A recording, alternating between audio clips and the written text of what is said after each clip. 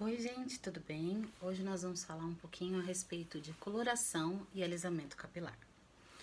Primeira coisa que a gente tem que ter em mente é a composição do cabelo.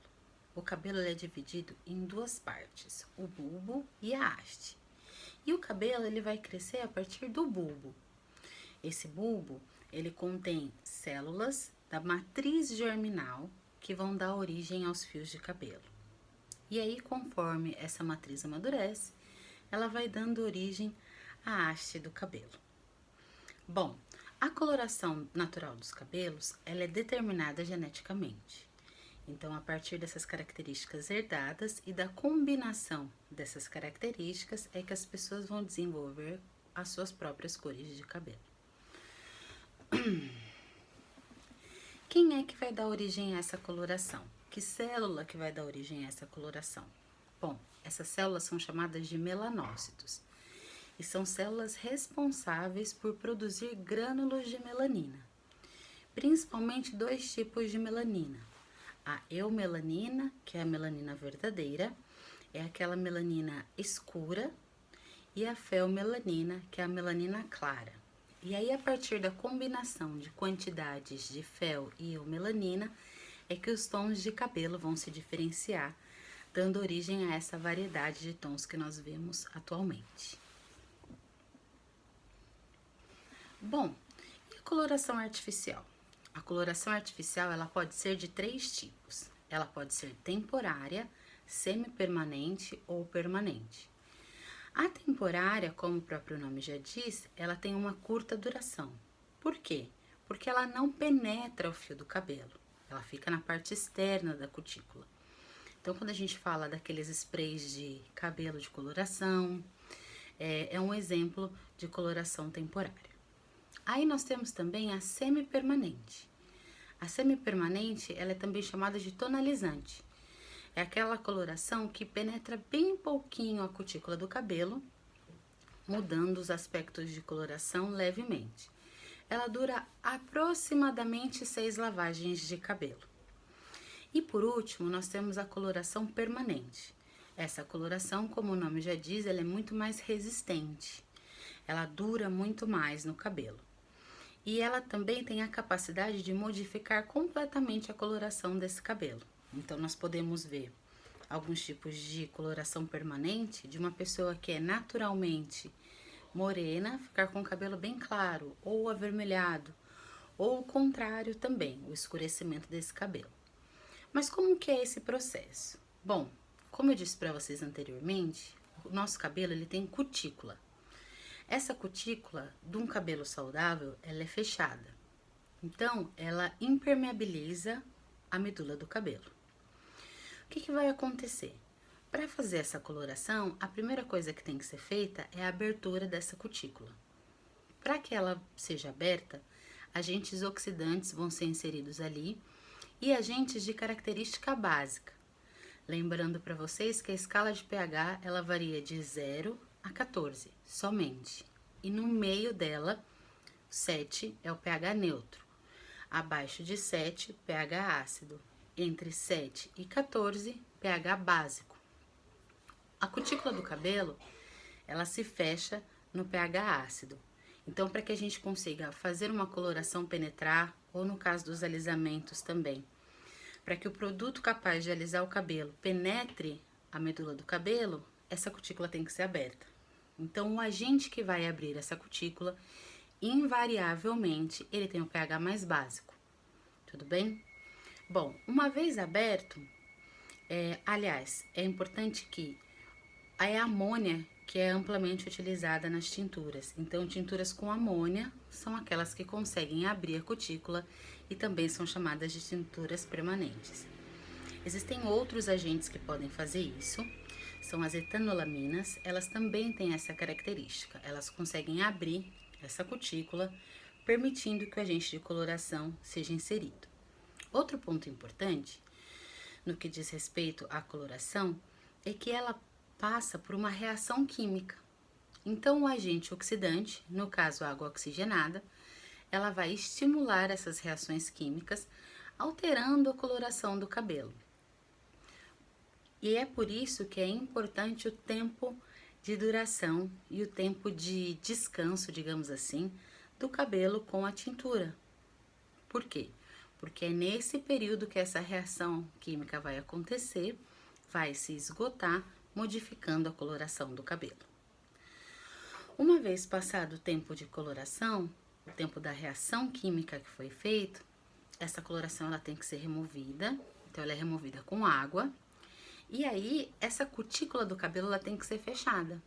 Então é por isso que as tinturas, logo após a sua aplicação, demandam necessariamente a aplicação de um creme de tratamento. O que esse creme de tratamento vai fazer?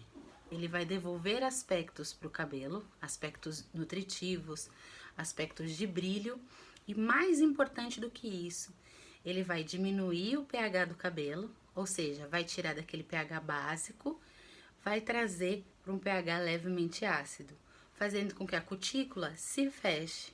É por isso que, imediatamente após o uso da coloração, esses cremes eles são de extrema importância, para que o cabelo ele não perca movimento, para que o cabelo não perca brilho, entre outras características do cabelo, a sua maciez também.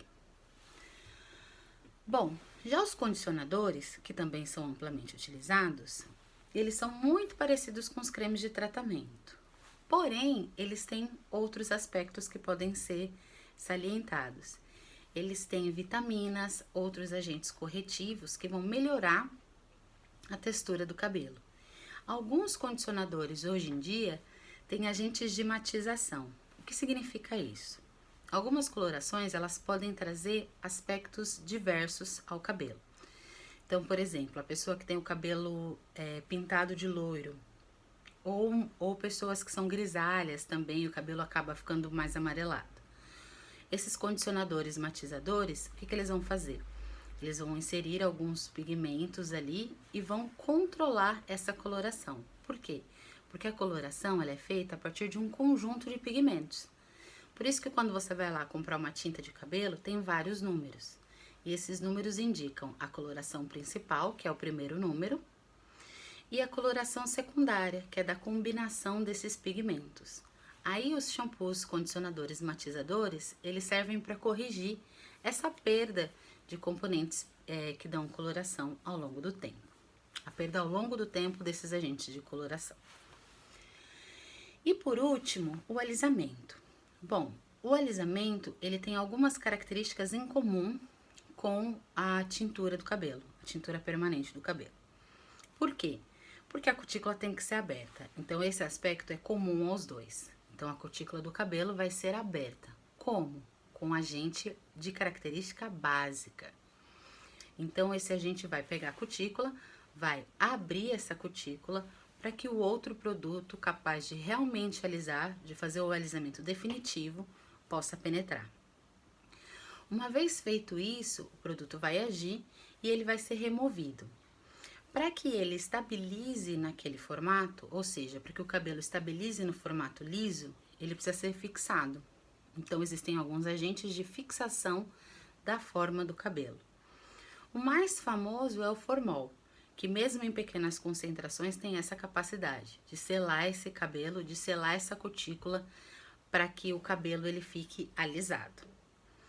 É importante falar que o excesso de formol e de outros agentes que vão selar esse cabelo fazem com que o cabelo perca a maleabilidade.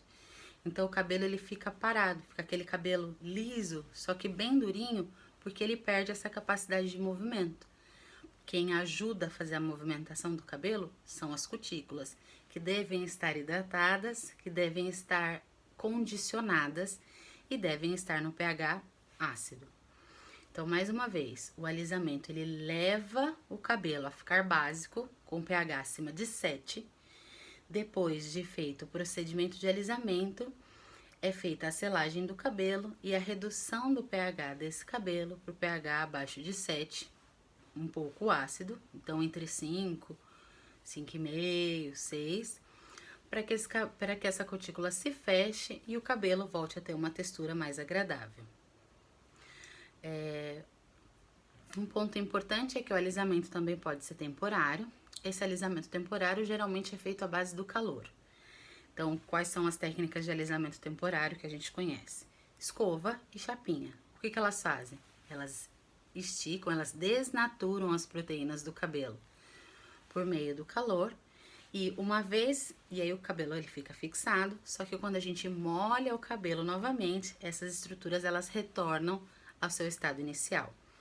Então, é uma desnaturação reversível. Quando é feito o alisamento permanente com produtos químicos, essa desnaturação é irreversível. Tanto que muitas pessoas hoje em dia estão fazendo a transição capilar, ou seja, são pessoas que fizeram alisamento permanente por muito tempo e a única solução para o cabelo voltar às suas características normais é você cortar a parte que está alisada e deixar o cabelo crescer naturalmente.